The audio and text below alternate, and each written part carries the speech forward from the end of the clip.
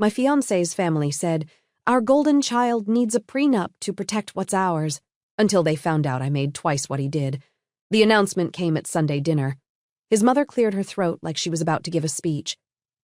"We need to discuss the prenup," she said, sliding a folder across the table. "Nothing personal, dear, just protecting what our family has built."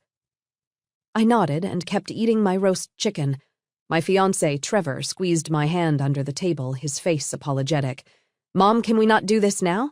The wedding is in 4 months," his father cut in. "This needs to be settled." I'd been with Trevor for 3 years. I'd watched his family treat him like he walked on water. His mother still cut his meat at 32. His father called him the golden boy who worked in the family construction company, making $67,000 a year. They assumed I was some broke teacher clinging to their fortune. To be fair, I'd never corrected them. I wore simple clothes, drove a 10-year-old Toyota, and lived in a modest apartment. Meanwhile, they lived in a sprawling Mac mansion they loved showing off. "I'll have my lawyer look it over," I said simply. His mother's smile was tight. "Oh, you have a lawyer?" "For work stuff," I replied. Trevor shifted uncomfortably. He knew what I did. His family didn't because they'd never bothered asking. The prenup arrived 2 days later. 17 pages protecting the family assets, the business, the vacation home. It stated clearly that in divorce, I'd get nothing. They'd listed my occupation as elementary school teacher. Estimated income $45,000. I called my attorney. We had a long conversation. Then I did something petty. I had him draft a counter prenup. Next Sunday, I arrived early, carrying my own folder. When everyone sat down, I slid it across to Trevor's mother. "I had my lawyer review your prenup," I said sweetly. "He suggested revisions." She opened it. Then her face went white. "What is this?" she stammered. Trevor's father grabbed the papers. His jaw dropped. "This says you make $340,000 a year." $347,000, actually, I corrected. "I got a raise last month. I'm a senior software architect. I designed security systems for financial institutions." The table went silent. "That can't be right," his mother whispered. I pulled out my phone, opened my banking app, and showed them my last paycheck. $14,450.33 after taxes, deposited every 2 weeks. Trevor's face was bright red. His younger brother started laughing, then stopped when their mother glared. "So actually," I continued, "my lawyer thinks we should protect my assets. The prenup I drafted ensures that in divorce, Trevor gets nothing from my stock options, my investment portfolio, or my trust fund." "Trust fund?" his father choked out. "From my grandfather. Medical device patent worth about $2.3 million currently." Trevor's mother looked faint. "Why didn't you tell us?" "You never asked," I said simply. "You assumed I needed your son's money." I stood up. "I'm not signing your prenup, but if Trevor wants to marry me, he'll sign mine." The room erupted. His mother started crying. His father demanded proof. Trevor sat frozen. I walked to the door, then turned back. "Oh, and one more thing. I'm buying us a house. Down payment is approved. Trevor's name won't be on it unless he signs the prenup first." I left them, in shock. Trevor showed up at my apartment 3 hours later. I could hear voices outside. His whole family had come. They were arguing on my doorstep.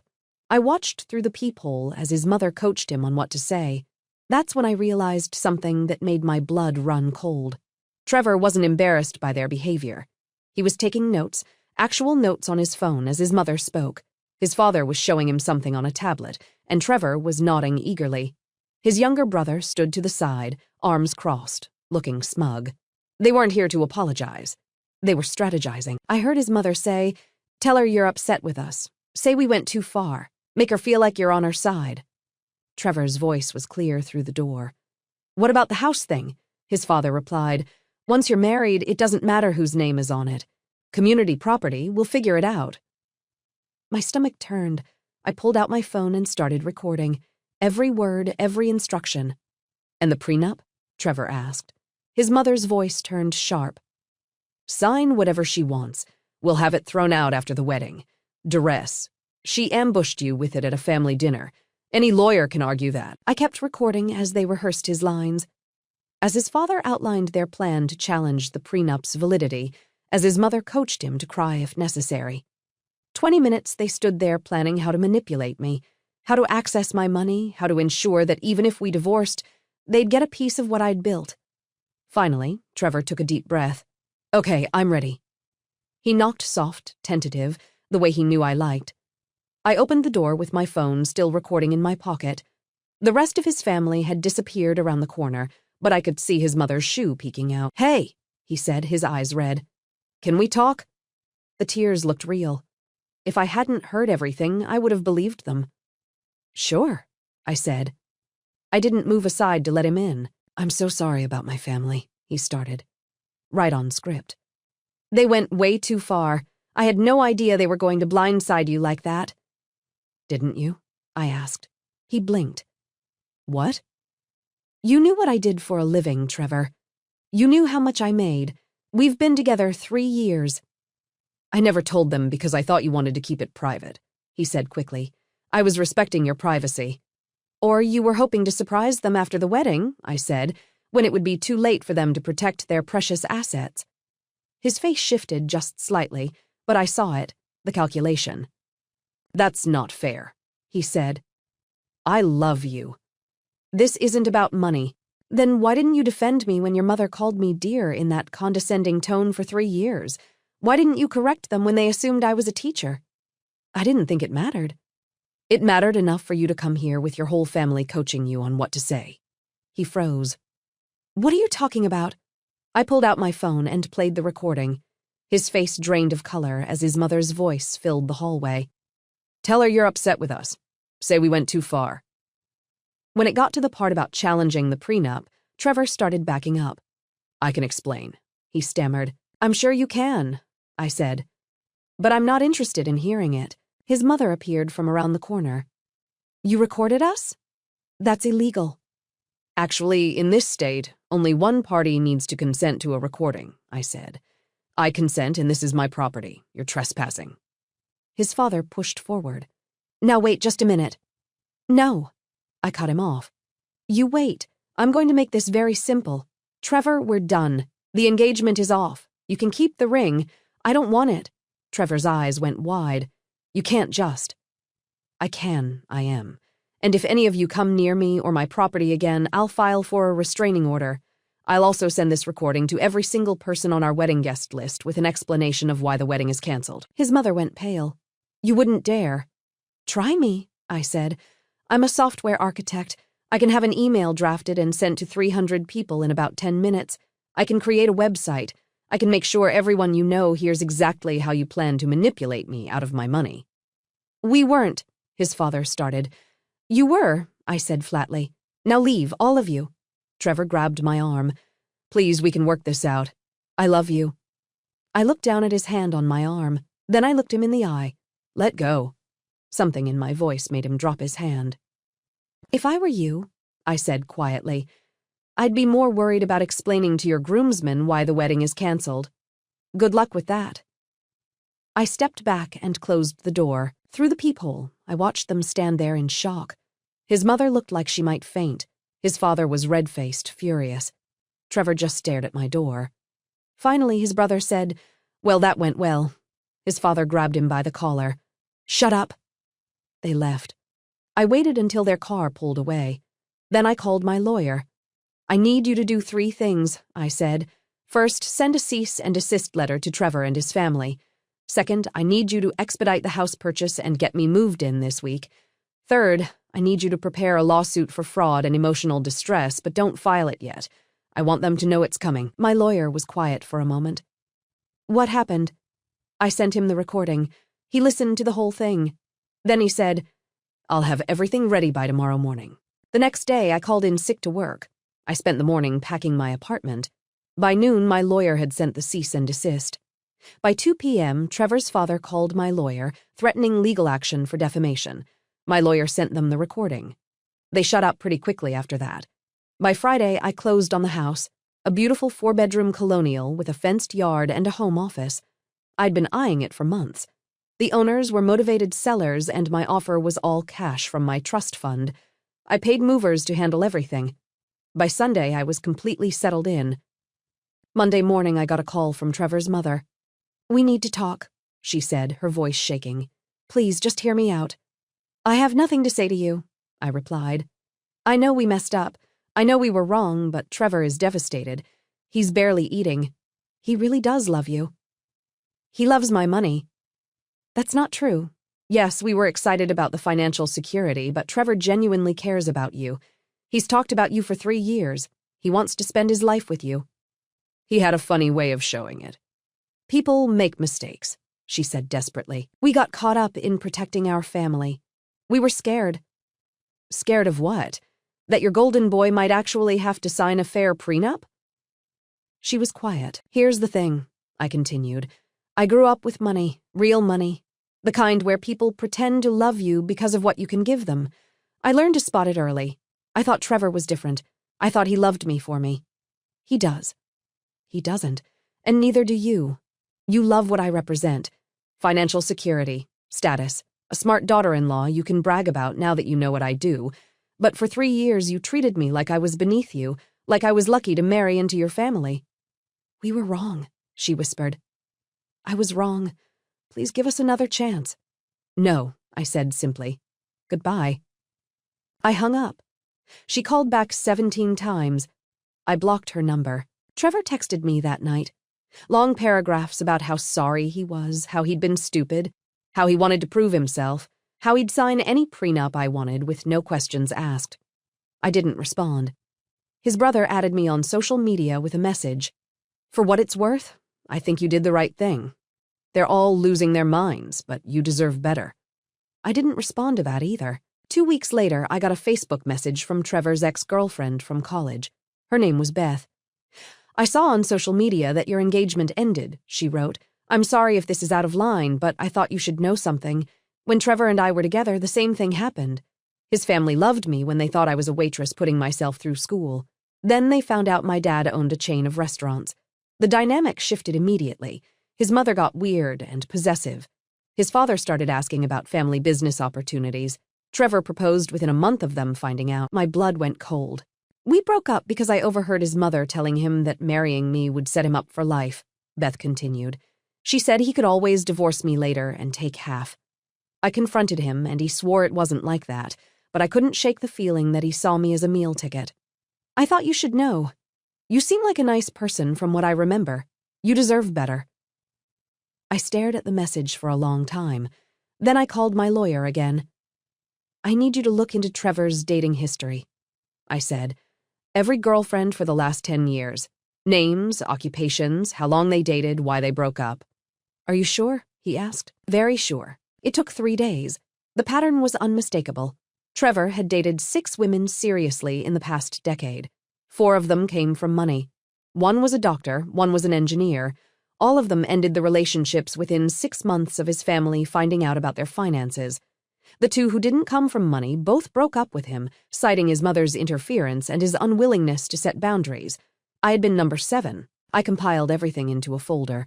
The recording, Beth's message, the dating history, the cease and desist letter. Then I did something petty. I sent it to his mother with a note. I thought you should know what kind of man you raised. She called immediately, screaming, How dare you? This is slander. We'll sue you for everything you have. Go ahead, I said calmly. I have recordings. I have testimony from multiple women. I have a paper trail. Take me to court. I'd love for a judge to hear exactly how your family operates. She hung up. The next day, Trevor showed up at my new house. I saw him through the window, standing on my porch with flowers. I didn't open the door. He knocked for 10 minutes. Then he left the flowers and a note. The note said, I know I screwed up. I know my family screwed up, but I love you. I've always loved you. The money doesn't matter. Please just talk to me. I threw it away, but I kept the flowers.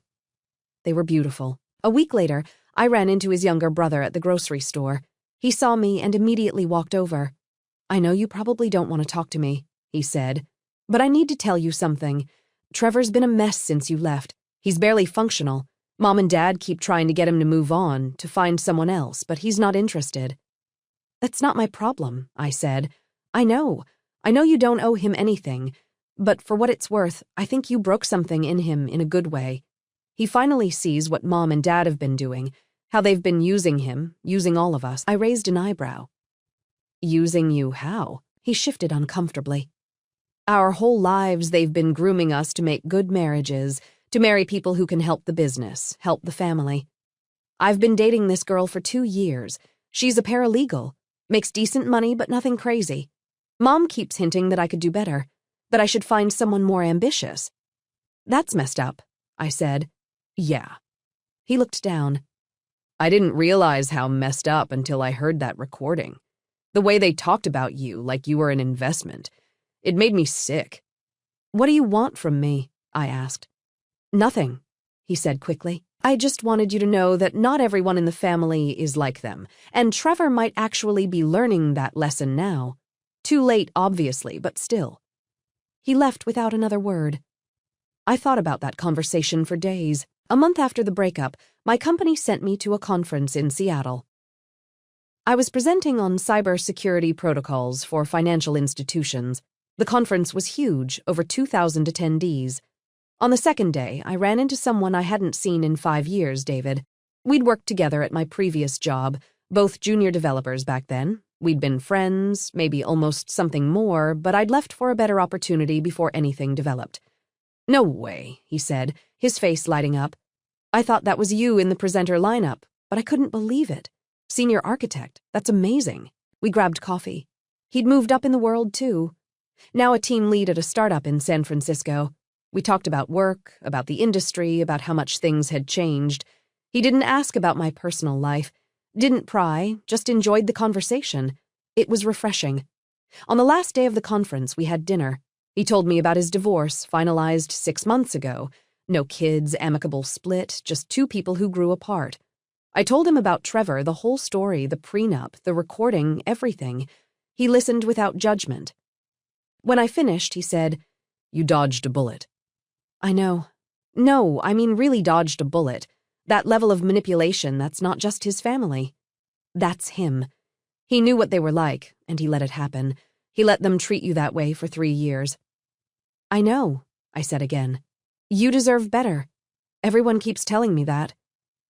Because it's true, he said simply. We exchanged numbers, promised to stay in touch. I flew home the next day, feeling lighter than I had in weeks. 2 months after the breakup, I got a letter from Trevor's lawyer. They were challenging the validity of my recording, claiming I'd entrapped them, demanding I delete all copies and issue a formal apology. My lawyer laughed when I showed him. Let them try. They were on your property, uninvited, planning to defraud you. Any judge will throw this out. He was right. Their case was dismissed within a week. But the letter told me something important. They were scared. Scared I'd use the recording publicly. Scared their reputation would be ruined. Good. They should be scared. 3 months after the breakup, David called. He was in town for a client meeting. Did I want to grab dinner? We went to a small Italian place downtown, the kind with checkered tablecloths and candles and wine bottles. He ordered wine. I stuck with water. So, he said after we'd ordered, I have a confession. I've been thinking about you a lot. I smiled. Oh. I know the timing is weird. You just got out of something serious, but I figured life's too short to not be honest. I had a crush on you 5 years ago. I think I still do. I looked at him across the table. David had always been kind, smart, funny. He'd never asked me what I made. Never cared about my background. Just enjoyed my company. I'm not ready for anything serious, I said honestly. I know. I'm not asking for serious. I'm just asking if you'd be interested in seeing where this goes. No pressure, no expectations. I thought about it. Okay. We started slow. Coffee dates, walks in the park, movie nights where we actually watched the movie. He never asked about my money. Never pried into my finances. When I told him about the house, he said, "That's great. Can I see it sometime?" I showed him the next week. He walked through every room, genuinely interested in the architecture and the renovations I was planning. "This is amazing," he said. "You have great taste." He didn't ask what it cost. Didn't calculate what it meant. Just appreciated it. 4 months after the breakup, I saw Trevor at a coffee shop. He was with his mother. They were in line ahead of me, and I froze. His mother saw me first. Her face went pale. Trevor turned. Our eyes met. He looked terrible, like he'd lost 20 pounds. His eyes were hollow. His mother grabbed his arm. "Let's go somewhere else." "No," he said quietly. "It's fine." They got their coffee and sat at a table in the corner. I could feel his eyes on me as I ordered, as I waited, as I left. I didn't look back. That night, he texted me. "I saw you today. You looked happy. I'm glad." I didn't respond. 5 months after the breakup, David and I made it official. We changed our relationship status on Facebook, went on a weekend trip to the coast, met each other's friends. He was good, steady, real. Trevor's mother sent me a message on Facebook.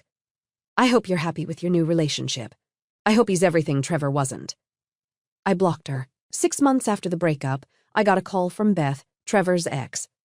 "I heard through the grapevine that you're dating someone new," she said. "I wanted to make sure you were okay, that you weren't rushing into anything." "I'm good," I said. "Really good." "Good. You deserve it. And for what it's worth, I'm sorry I didn't reach out sooner. When I saw you two were engaged, I almost said something, but I didn't want to be that crazy ex who ruined someone's happiness." "You wouldn't have ruined anything," I said. "You would have confirmed what I already suspected." "Still, I should have said something." "Well, you said something when it mattered." We talked for an hour, compared notes about Trevor's family, laughed about the absurdity of it all. She was seeing someone too, a teacher making $42,000 a year. Her family loved him. "Funny how that works," she said. 7 months after the breakup, Trevor's younger brother called me. "I thought you should know," he said. "Trevor's in therapy, like serious therapy. He's been going 3 times a week dealing with his codependency issues with Mom and Dad." "That's good," I said carefully. "He wanted me to tell you that he's sorry. Really sorry. He knows he can't fix what he did, but he's trying to fix himself." "I appreciate that." "He also wanted me to tell you that he's happy you found someone. He saw the pictures on Facebook. He said you look happier than you ever did with him." I didn't know what to say to that. "Anyway," his brother continued, "I just thought you deserved to know. He's not making excuses anymore. He's owning his stuff. It's actually kind of painful to watch, but it's good. He needed this." "Thank you for telling me," I said. "And one more thing, I broke up with my girlfriend, the paralegal. Not because Mom wanted me to, but because I realized I was staying with her despite Mom. That's messed up. So I'm taking a break from dating, figuring out what I actually want." "That's really mature," I said. "Yeah, well, you kind of showed me what it looks like to have standards." 8 months after the breakup, David met my family. My parents, who had always been quietly wealthy, approved immediately. My dad, a retired engineer, spent 2 hours talking shop with David. My mom asked him about his favorite books. Not once did they ask about his salary, his prospects, his assets. At the end of the night, my mom pulled me aside. "He's good. Keep him." "I'm trying," I said. 9 months after the breakup, I got a wedding invitation in the mail. Trevor's younger brother was getting married to someone named Rachel. The ceremony was in 2 months. I was surprised to be invited. Then I saw the note included. "I know this might be awkward, but Rachel and I would love for you to come. You are a big part of why I made some important changes in my life." Trevor won't be there. He's taking a break from family events while he works on himself. Mom and Dad will be there, but I've made it clear to them to leave you alone. No pressure if you don't want to come, but the invitation is genuine. I showed David. "What do you think?" He shrugged. "Up to you. I'll go if you want company, or you can go alone, or not at all." I thought about it for a week, then I RSVP'd. Yes, +1. The wedding was beautiful. A small ceremony in a garden, maybe 80 people. Trevor's brother looked happy. Rachel was a kindergarten teacher with a bright smile and an easy laugh. Trevor's parents were there. They saw me and David walk in. His mother's face went tight. His father looked away. They didn't approach me. Not once. After the ceremony, Trevor's brother found me at the reception. "Thank you for coming. It means a lot." "I'm happy for you," I said genuinely. Rachel knows the whole story, by the way. I told her everything before I proposed. I wanted her to know what kind of family she was marrying into. She still said yes. "She must really love you." "She does, and I really love her. For real. Not because of what she can give me, just because she's her." "That's all that matters," I said. He glanced over at his parents, who were watching us from across the room. "They're different now. Not great, but different. Quieter. I think losing Trevor as their golden boy messed them up. Made them realize they might lose me too if they didn't change. Are they going to therapy? He laughed. God, no, but they're trying in their own weird way. David and I danced at the reception, ate cake, congratulated the happy couple, left early. In the car, David said, "Your ex's family is intense. You have no idea. I'm glad you got out when you did." Me too. 10 months after the breakup, David asked me to move in with him. He had a condo in the city, walking distance to his office. "Or I could move in with you," he said quickly. "I know you love your house. I'm flexible." "Let me think about it," I said. I did think about it for 2 weeks. The house was mine, my space, my sanctuary after everything with Trevor, but David had never tried to take anything from me, never even asked about the house's value or the title. "I'll rent out my house," I decided. "Move in with you, but I'm keeping it." "Of course," he said. "It's yours." We moved in together on a Saturday. My parents helped. His parents flew in from Ohio. Everyone got along. It was shockingly normal. 11 months after the breakup, I got a text from an unknown number. "This is Trevor. I got a new phone, new number, part of the fresh start my therapist recommended. I'm not asking you to respond. I just wanted to say I'm sorry. Really, truly sorry for all of it. You deserved better. You deserved honesty and respect and a partner who stood up for you. I wasn't that person, but I'm trying to be better. Not for you. I know that ship has sailed. For me, for whoever comes next. For my future kids, God willing. Thank you for the wake-up call. It was brutal, but I needed it." I showed David the text. "Are you going to respond?" he asked. "I don't think so. What would I say?" "You could say good luck, or you could say nothing. Both are fine." I thought about it. Then I typed, "I'm glad you're doing the work. Good luck with everything." He responded immediately. "Thank you. That means more than you know." That was the last time we spoke. 1 year after the breakup, David proposed. We were on a hike at the top of a mountain with a view of the entire valley. He got down on one knee with a simple ring. "I'm not great with words," he said, "but I love you. I love how smart you are, how kind you are, how you don't take crap from anyone. I want to spend my life with you. Will you marry me?" I said yes. We told my parents that night. They cried happy tears. His parents flew in the next day to celebrate. No one mentioned prenups. No one asked about my assets. They just asked when the wedding would be and whether we wanted help planning. We set the date for 8 months out. Small ceremony, close friends and family only. I thought about sending Trevor an announcement just to twist the knife, but I didn't. It felt unnecessary. David and I were happy. That was enough. 2 months before the wedding, I got a call from Trevor's younger brother. "I wasn't sure if I should call," he said, "but I thought you'd want to know. Trevor's engaged to his therapist's office manager. They've been dating for 6 months. She's got a kid from a previous marriage. Works part-time as a dental hygienist. Makes about $35,000 a year." I was quiet. "Mom and Dad hate her," he continued. "They think Trevor's downgrading. They keep making comments about how she's not ambitious enough, how she's holding him back." "How's Trevor handling it?" He told them if they can't be respectful, they're not invited to the wedding. Mom cried for 3 days. Dad threatened to cut him off from the family business. Trevor quit and got a job with a competitor. "Good for him," I said. "I thought so too. Anyway, I just wanted you to know you kind of started a revolution in our family. Everyone's changing, even Mom and Dad. Slowly, they're realizing they can't control everything." "That's good to hear." "Yeah, and congratulations on your engagement. I saw the announcement. David seems like a good guy." "He is." 1 month before the wedding, David and I went to a lawyer's office, not for a prenup, for estate planning. "We want to make sure everything's clear," David explained. "What's mine? What's hers? What's ours?" The lawyer nodded. "Smart, especially with the trust fund and the house." We spent 3 hours going over everything, making sure our assets were protected, making sure we both had legal authority to make decisions for each other, making sure everything was fair. When we left, I felt lighter. That wasn't scary at all. "Because we're on the same team," David said. "We're not trying to screw each other over." "Novel concept," I said dryly. He laughed. The wedding day was perfect. Sunny, but not too hot. My dress was simple, elegant. David cried when he saw me. So did my dad. Trevor's younger brother came. He brought Rachel and their baby, born 3 months earlier. They looked happy. Trevor's parents weren't invited. His brother said they understood. We said our vows on the lawn of a small vineyard, promised to love and support each other, to be partners, to build a life together. My lawyer was there, smiling in the back row.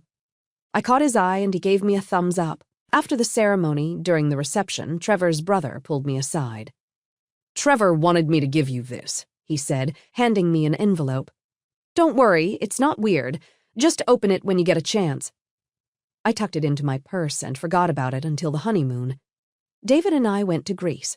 2 weeks of sunshine and ancient ruins and too much wine. On our last night, I remembered the envelope.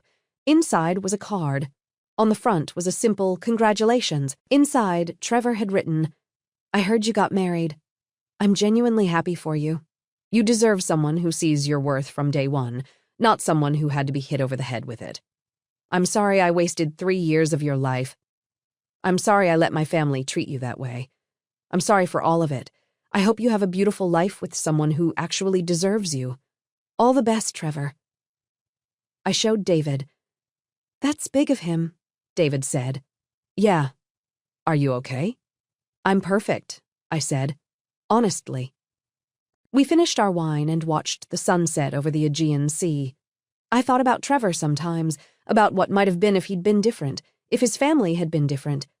But mostly, I thought about how lucky I was. Lucky to have seen the truth, lucky to have walked away, lucky to have found someone real. The Prenup saga had taught me something important. Not everyone who says they love you actually does. Some people love what you represent, what you can give them, the status or security or wealth you bring. Real love is different. Real love is someone who loves you in your old Toyota, in your modest apartment, before they know about the trust fund.